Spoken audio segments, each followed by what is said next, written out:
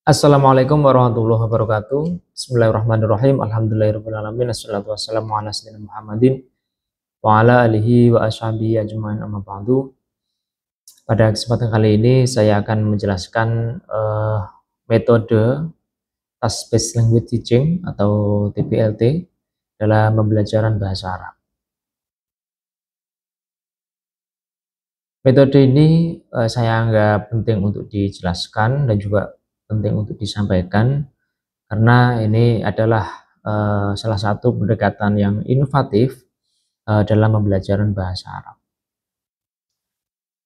Pembelajaran bahasa Arab memerlukan pendekatan yang komunikatif dan kontekstual. Jadi poin yang pertama adalah komunikatif.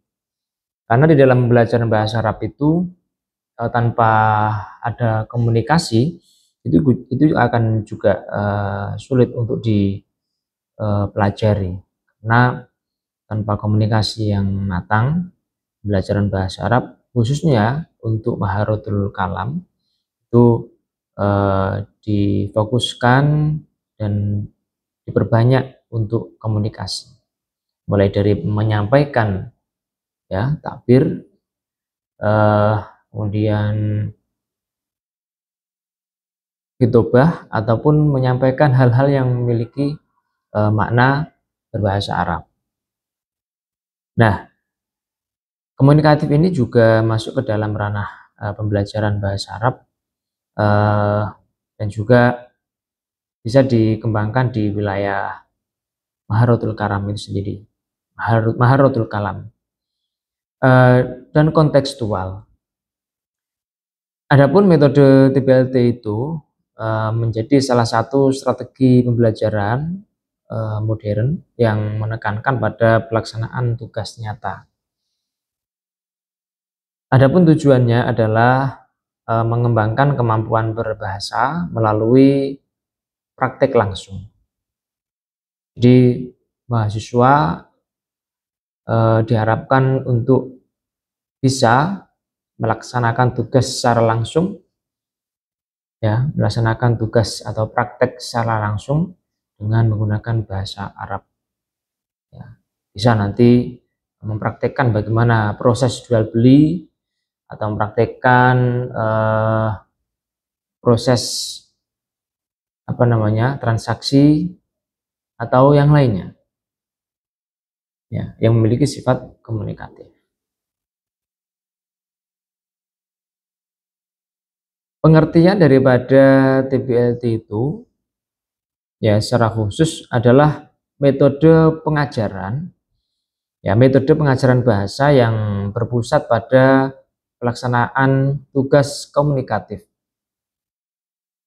Ya, poin di sini adalah pelaksanaan tugas komunikatif.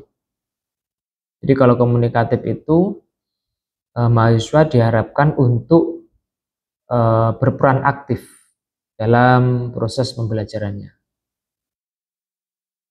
Fokus utama pada makna dan penggunaan bahasa. Jadi mahasiswa bisa menggunakan bahasa Arab dengan baik dan juga bisa mengetahui maknanya sekaligus tarkibnya, ya, susunan kalimatnya. Ya, jadi bukan hanya sekedar merangkai kata, diberi tugas merangkai kata, kemudian bisa menerjemahkan, tidak seperti itu, tapi mahasiswa juga bisa berperan yang ada di dalam apa yang sudah ditulis atau apa yang sudah dikaji. Siswa berperan aktif dan dosen ini sebagai fasilitator dan pembimbing. Kayak kalau saya lihat dari model pembelajaran ini model pembelajaran andragogik, itu terpusat pada siswa dan ini diharapkan setiap mahasiswa itu lebih aktif dalam prosesnya atau dalam proses pembelajarannya. Ada 4 prinsip dalam TBLT itu sendiri, yaitu prinsip-prinsip dasar TBLT. Yang pertama adalah tugas harus nyata dan relevan dengan kehidupan sehari-hari. Misal mahasiswa saat ini mereka sering beraktivitas di wilayah transaksi, ya, jual beli. Ya, berarti tugas itu kita arahkan ke transaksi jual beli. Nah, kemudian yang kedua, prinsip dasar TPLT yang kedua adalah fokus pembelajaran pada makna komunikasi. Nah, di sini diharapkan ketika nanti mahasiswa menyampaikan tugasnya di dalam kelas, itu mahasiswa bisa komunikatif. Ya, komunikatif itu berkelompok. Ya, bisa 2 atau 3 dan lebih. Kemudian dosen ini berperan sebagai fasilitator. Jadi memfasilitasi mahasiswa untuk menggunakan metode TPLT itu sendiri. Adapun prinsip dasar TPLT yang keempat ini adalah penilaian didasarkan pada keberhasilan menyelesaikan tugas.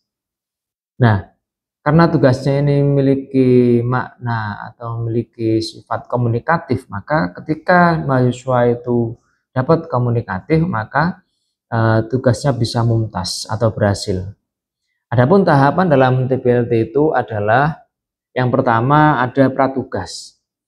Ya, pratugas ini dimulai dari pengenalan topik. Ya, pengenalan topik. Kemudian setelah topik diketahui oleh mahasiswa, maka yang kedua adalah kosakata. Perbendaharaan kosakata dalam metode ini harus harus lengkap. Jadi mulai dari makna A sampai Z atau makna dari satu kata dengan yang lain ini harus jelas. Kemudian yang selanjutnya adalah konteks. Nah, tahapan yang kedua ini adalah pelaksanaan tugas. Nah, pelaksanaan tugas ini aktivitas komunikatif. Ini bisa dilakukan di dalam forum kelas. Nah, ini ketika kita ngomong tentang komunikatif, maka bisa kita masukkan ke dalam ranah diskusi. Mungkin mahasiswa bisa menggunakan bahasa Arab ketika diskusi. Kemudian yang kedua, bermain peran. Bermain peran itu mahasiswa bisa memerankan ketika tugasnya berkaitan dengan jual beli, maka diperankan sebagai penjual, pembeli, dan berkomunikasi dalam transaksi. Kemudian yang ketiga adalah wawancara. Wawancara mungkin ketika mahasiswa menggali informasi tentang sesuatu, mereka menggunakan bahasa Arab dalam wawancara. Tahapan dalam TPLT yang ketiga adalah yaitu pasca tugas. Nah, pasca tugas ini fokusnya adalah refleksi. Ya, refleksi dan analisis penggunaan bahasa. Jadi ketika mahasiswa itu sudah selesai melaksanakan tugas di kelas maupun di luar kelas, itu mahasiswa difasilitasi oleh dosen untuk merefleksikan tugas yang sudah diberikan oleh dosen kepada mahasiswa dan juga dianalisis dari segi bahasanya. Contoh penerapan dalam pembelajaran bahasa Arab tadi sudah saya contohkan sekilas. Misal di sini tugasnya membuat percakapan di pasar atau di tempat kerja atau bisnis, ya, menggunakan kosakata jual beli. Ya, menggunakan kosakata jual beli, mungkin membeli, menjual, ya, menawar, kemudian membayar, ya, kemudian bertanya dan seterusnya. Yaitu kosakata-kosakata itu harus dihafalkan atau harus dikuasai oleh mahasiswa sehingga ketika berkomunikasi atau mempraktekkan tugas ini bisa lancar. Adapun aktivitas dalam tugas ini adalah bermain peran antara penjual dan pembeli. Ya, seperti yang saya sampaikan tadi, mungkin ketika mahasiswa diberi tugas dalam bermain peran antara penjual dan pembeli, maka ketika di forum kelas ada ada penjual, pembeli, kemudian bertransaksi di situ. Atau dibentukkan seperti tugas membuat video, itu juga bisa. Kemudian yang terakhir adalah evaluasi. Nah, evaluasi ini adalah yang difokuskan pada kelancaran berbicara, sehingga ketika berkomunikasi, ya, bertanya, menawar dan seterusnya itu mahasiswa akan dilihat sejauh mana mahasiswa itu lancar dalam takalum atau ngomong dengan bahasa Arab. Yang pertama. Kemudian yang kedua, ketepatan struktur itu sangat penting sekali. Jangan sampai fa'il atau fi'il itu kebalik dan seterusnya. Dan kesesuaian konteks, ya ini harus sesuai dengan konteks yang dikaji. Adapun kelebihan TPLT dalam pembelajaran bahasa Arab, ini yang pertama adalah meningkatkan motivasi dan partisipasi aktif mahasiswa.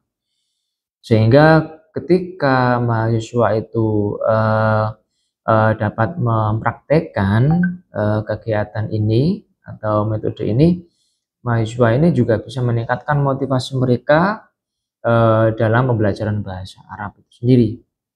Ya, dan mahasiswa yang ikut pada peran tersebut, ya, dengan peran tersebut ini bisa menjadi aktif. Ya.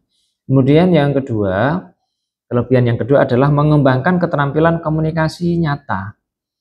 Ya, apa yang dibutuhkan pasar saat ini dan seterusnya. Ya, mungkin dimulai dari proses bisnis, ya, kemudian guide, ya, atau bahasanya penerjemah, ya, dan seterusnya. Ini juga bisa diaplikasikan, ya, bisa diaplikasikan. Apalagi kalau komunikasi dengan orang asing, ya, dengan berbahasa Arab. Ini juga harus lancar berbahasa Arab.